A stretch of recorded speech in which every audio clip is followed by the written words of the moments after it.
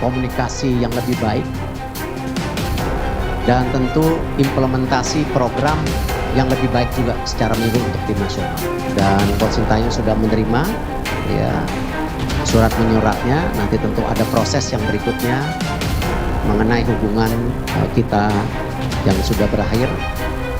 Dan saya mengucapkan sekali lagi terima kasih.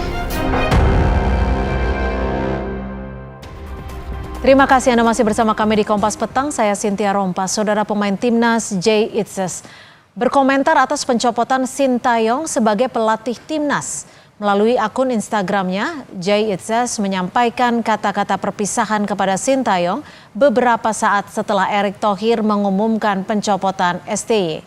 Jay Itzes menyinggung soal sejarah yang pernah ditorehkan STY selama bergabung bersama timnas Indonesia. Jay Itzes beberapa kali dipercaya sebagai kapten laga kualifikasi Piala Dunia. Dalam tulisannya, Jay Itzes menyampaikan, "Coach, terima kasih atas kenangan yang kita buat bersama timnas.